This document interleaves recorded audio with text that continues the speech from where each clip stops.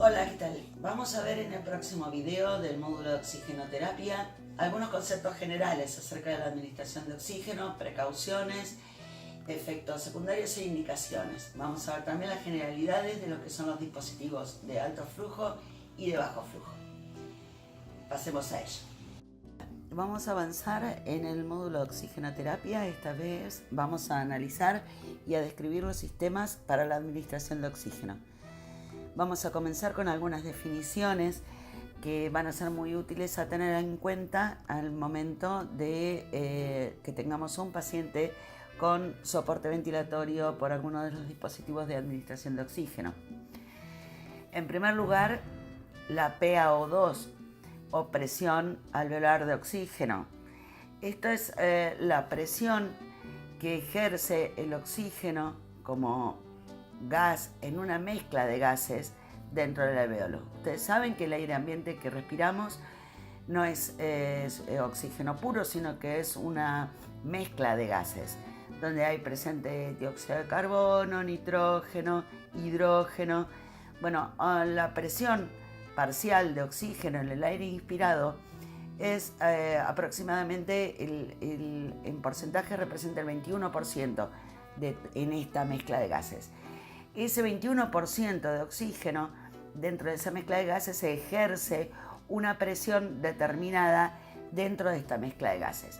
En el alveolo es aproximadamente unos 60 milímetros de mercurio hacia arriba, ¿sí? Por debajo de los 60 milímetros de mercurio estamos hablando de hipoxemia. Cuando hablamos por encima de los 60 milímetros de mercurio estamos hablando de una presión alveolar de oxígeno adecuada. La PaCO2 es el mismo concepto pero aplicado al dióxido de carbono, o sea, es la presión parcial de dióxido de carbono presente en el aire alveolar. Normalmente, durante la expiración, la presión parcial de dióxido de carbono es mayor porque la concentración es mayor al producirse la hematosis, el intercambio de gases. La presión parcial de dióxido de carbono en el aire alveolar es aproximadamente de 40 milímetros de mercurio y obviamente es mayor en expiración que en inspiración, ¿sí? Una vez que el alveolo se llenó de aire recién inspirado, va a tener una mayor proporción de oxígeno que de dióxido de carbono. Esta proporción va a ser inversa a la que va a haber presente en el capilar arterial pulmonar. Entonces esto va a ser posible que en base a esa diferencia de presiones y de concentración se produzca el intercambio gaseoso en la membrana alveolo-capilar, como describimos en la cápsula anterior. Otro valor importante y que va a ser más fácil de medir, que se mide por métodos no invasivos, es la saturación de oxígeno.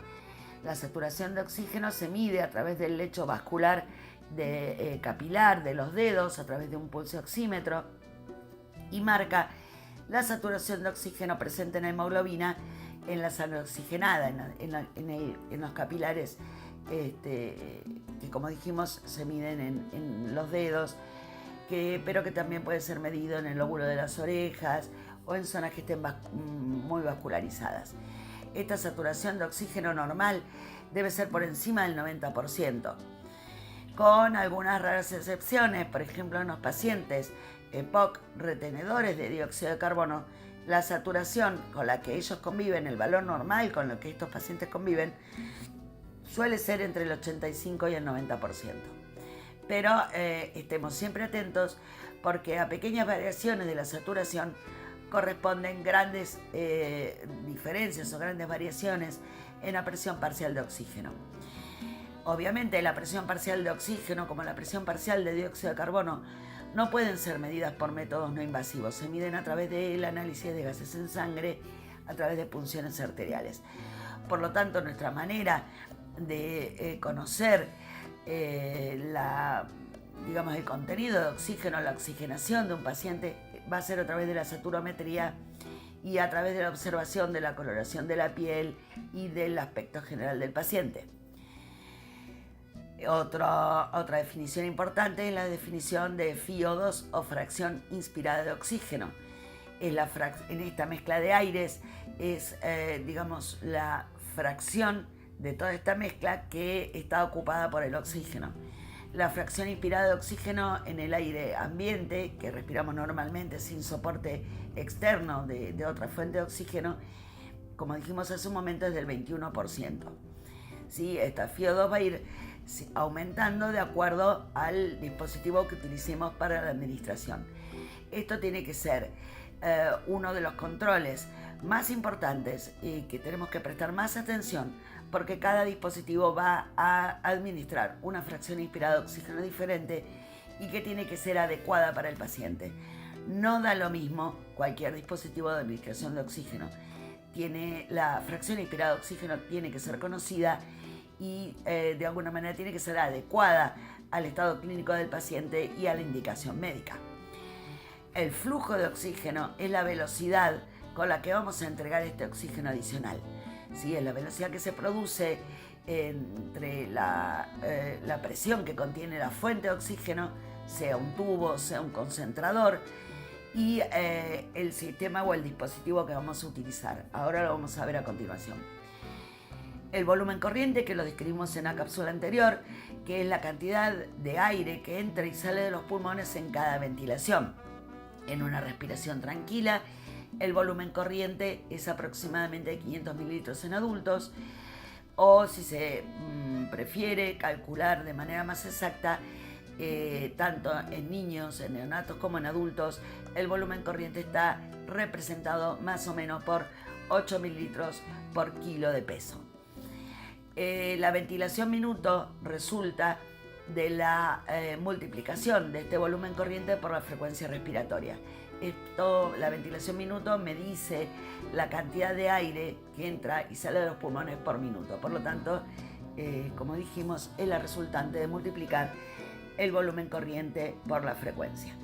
Todos estos aspectos son sumamente importantes a tener en cuenta cuando vamos a utilizar alguna fuente externa de soporte de la oxigenación, y van a formar parte de nuestros registros. ¿Cuáles son los objetivos de la oxigenoterapia?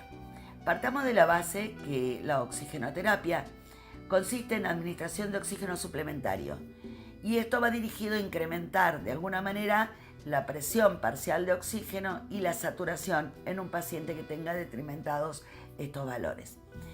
La prescripción de oxígeno, como la de todos los fármacos, debe hacerse con conocimiento de las indicaciones, de la dosis, de la vía de administración, de los efectos colaterales que tiene y de la toxicidad. No es gratuito la administración de oxígeno. El famoso dicho, un poco de oxígeno no le viene mal a nadie, es una gran mentira, es un mito. El oxígeno debe administrarse con indicación médica. Está demostrado que existe una discrepancia entre los cambios de la presión de oxígeno. O sea, por más que nosotros administremos oxígeno suplementario, va a depender la llegada de este oxígeno a la sangre, esta cantidad enriquecida de oxígeno, va a depender del transporte del oxígeno sistémico, o sea, de la tasa de hemoglobina del paciente, de cómo esté su sistema circulatorio durante la administración del oxígeno suplementario.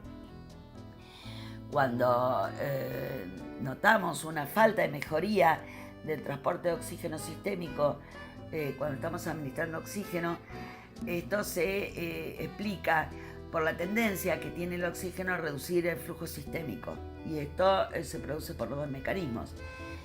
En primer lugar, porque el oxígeno es un potente vasoconstrictor de los lechos vasculares, excepto de la circulación pulmonar. Aquí actúa como vasodilatador.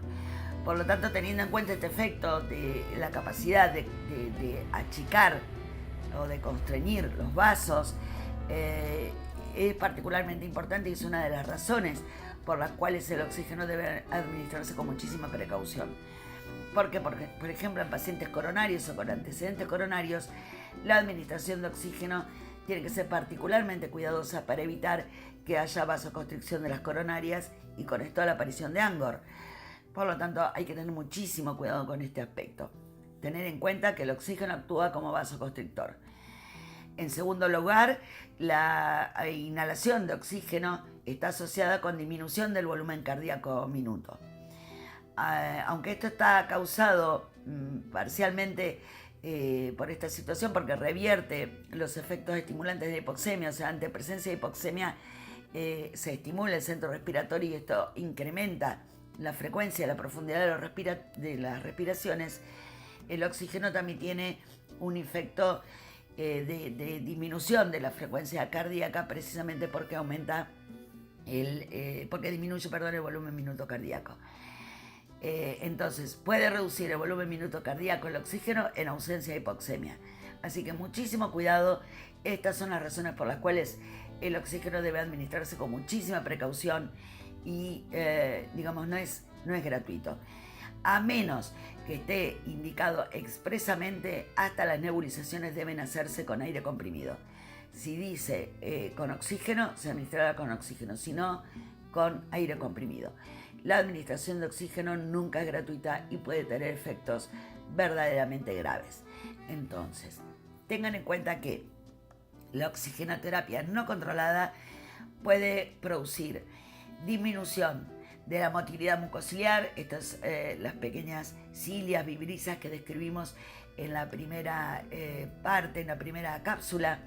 Estas cilias se mueven con la respiración normal, tranquila. Nosotros estamos administrando oxígeno a un flujo incrementado, que es distinto a cuando uno respira tranquilamente y toma del aire lo que necesita. Al disminuirse la actividad mucociliar, hay resequedad de las mucosas, hay inhibición de las secreciones y por lo tanto hay el aire no llega acondicionado a la vía aérea inferior. Puede haber depresión respiratoria, sobre todo en aquellos pacientes que necesitan determinado grado de hipoxemia para poder mantener su gatillo respiratorio, sobre todo en pacientes EPOC que son retenedores, ¿sí? Dependen de las concentraciones altas de dióxido de carbono y de determinado grado de acidosis para poder disparar cada respiración. Así que muy atentos, mucho cuidado. También se pueden producir atelectasias porque uno, administrando oxígeno a altos flujos y a altas concentraciones, desplaza el nitrógeno que necesitan los alvéolos para mantenerse desplegados, para mantenerse bien infladitos. Entonces las atelectasias se producen por reabsorción. Se elimina el nitrógeno para ser ocupado por oxígeno y los alvéolos se colapsan.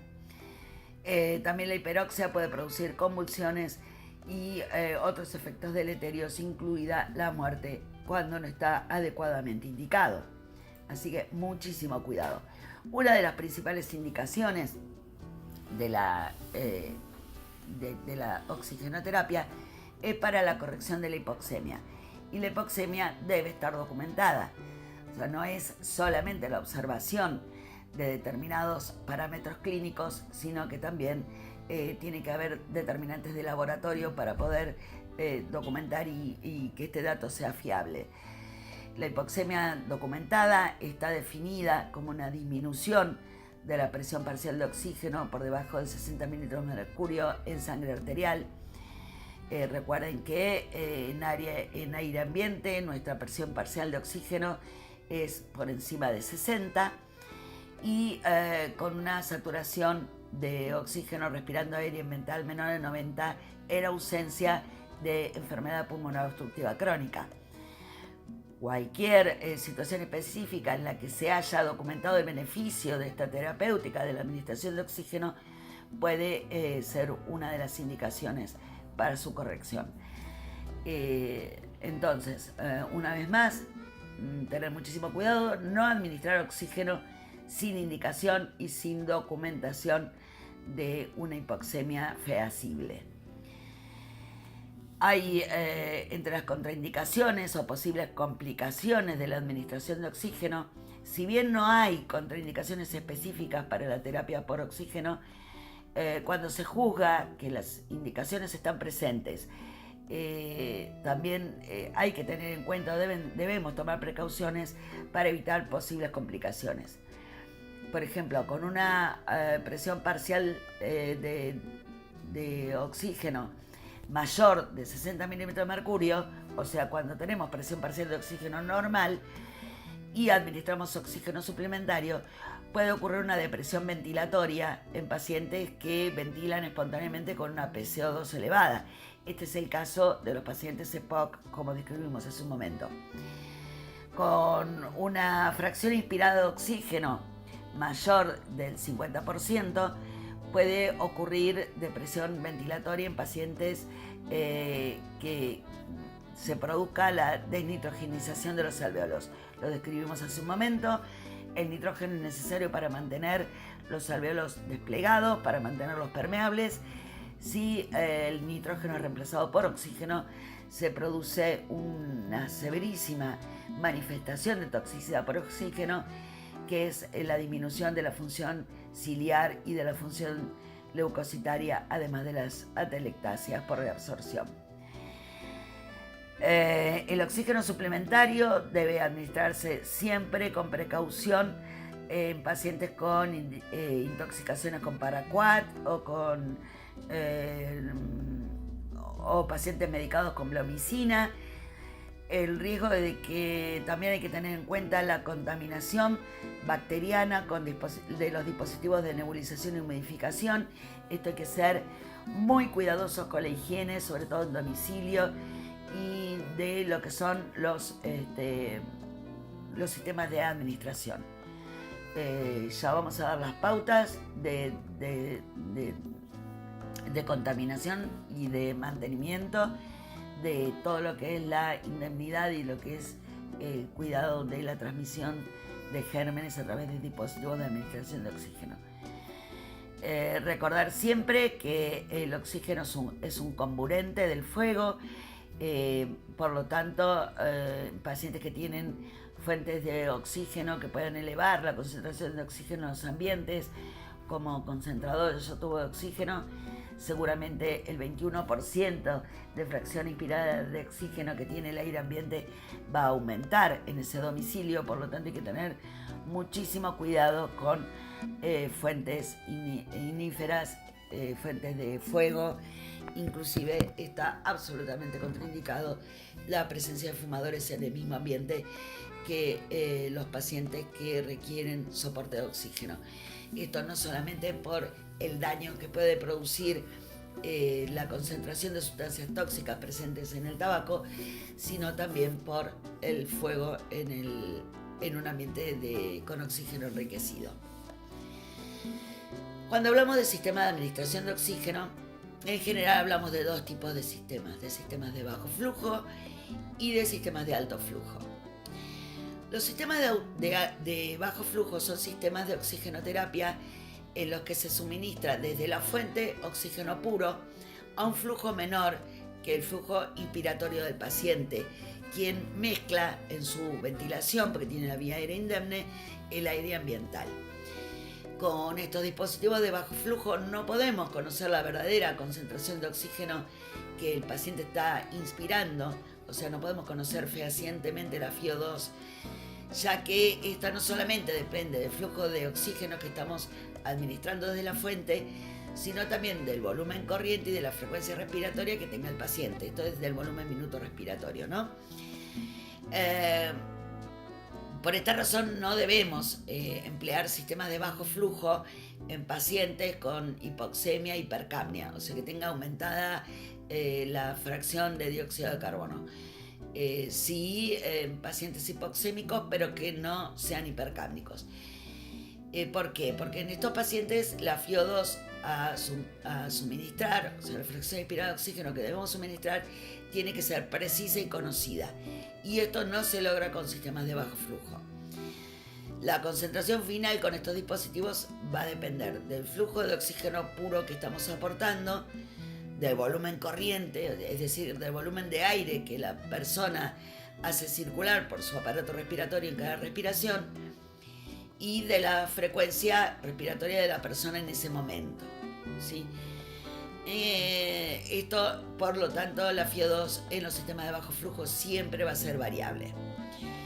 En los sistemas de alto flujo son más confiables, son sistemas de oxigenoterapia por los cuales el flujo que administramos es suficiente para proporcionar todo el gas inspiratorio y la mezcla de gases es conocida. El paciente respira el gas que le proporciona el sistema únicamente, o sea que no lo mezcla con el aire ambiental. La mayoría de estos sistemas emplean un mecanismo que se llama de Venturi, que son unas máscaras que ahora las vamos a describir en la próxima cápsula, que va a succionar el aire ambiente necesario para mezclarlo con el flujo de oxígeno de la fuente a través de un pico específico que va a dar una fracción inspirada de oxígeno fija y conocida. Este sistema representa dos grandes ventajas. En primer lugar, que la fracción inspirada de oxígeno va a ser constante, definida y conocida, y que va a ser independiente del patrón ventilatorio del paciente, o sea, no va a depender de la frecuencia respiratoria y de volumen minuto, como dijimos hace un momento, con los sistemas de bajo flujo. Y la otra ventaja es que al suplir el gas inspirado se puede controlar la temperatura, la humedad y la concentración de oxígeno de gas que proporcionamos a través de un humidificador calentador. Pero el hecho de suplir todo el flujo inhalado obliga a que ajustemos la concentración de oxígeno que aportamos y a controlar en todo momento que no haya interrupción del flujo de gas. También puede producir en la persona algunos efectos secundarios como sensación de confinamiento, algo de claustrofobia, porque son máscaras que tienen que ser usadas fijas, así como puede llegar a irritar la piel, las mucosas, o pueden llegar a impedir el comer y el hablar cuando son muy dependientes del sistema de máscaras. Este sistema, el sistema de alto flujo, está especialmente indicado en personas con insuficiencia respiratoria aguda grave porque permite controlar esta insuficiencia de manera rápida y segura. Aquí incluimos a los pacientes con hipoxemia e hipercapnia, en los que debemos asegurarnos de aumentar la presión arterial de oxígeno a un nivel aceptable, entre 50 y 60 milímetros de mercurio, pero sin abolir la respuesta ventilatoria a la hipoxemia. Recuerden que la hipoxemia y la hipercapnia son, en muchos pacientes con insuficiencia respiratoria grave, son el mecanismo por el cual disparan las ventilaciones, que al lavar el dióxido de carbono que está en altas concentraciones podemos inhibir este reflejo respiratorio, que es muy importante. Hablando de los sistemas de bajo flujo, estos por los cuales no podemos conocer la FiO2 de manera fehaciente, lo podemos determinar cuando la ventilación minuto del paciente excede la velocidad de flujo de estos dispositivos, además del oxígeno que contiene el reservorio de estos sistemas. El aire ambiente es inhalado para cubrir las necesidades adicionales de flujo del paciente. La concentración final del oxígeno inhalado va a ser la fracción inspirada de oxígeno y va a estar mezclada y va a estar determinada por el tamaño del reservorio, si el dispositivo lo tiene, por las demandas ventilatorias del paciente y por la velocidad a la cual ese reservorio es llenado. En la próxima cápsula vamos a ver con detenimiento cada uno de estos dispositivos, pero tengan en cuenta que consisten en consecuencia, los sistemas de bajo flujo aportan una fracción inspirada de oxígeno variable. En cambio, los sistemas de alto flujo proveen de una FiO2 constante, lo que se logra con un aporte de un flujo de oxígeno alto que exceda el flujo inspiratorio del paciente, o con un dispositivo que permita una proporción fija de entrada de aire del ambiente, pero una proporción conocida. Bien, ¿cuáles son los dispositivos de bajo flujo? Estos por los cuales no vamos a tener una FiO2 conocida porque el flujo va a ser bajo. Las cánulas nasales simples o bigoteras son dispositivos de bajo flujo, no requieren un flujo mayor de 4 litros por minuto. Esto es, por más que incrementemos el flujo de FluMeter del tubo de oxígeno, la FiO2 no va a aumentar. Lo único que va a producir va a ser más sequedad de las mucosas y más disconfort. Entonces las cánulas nasales simples se van a utilizar siempre con flujos menores de 4 litros.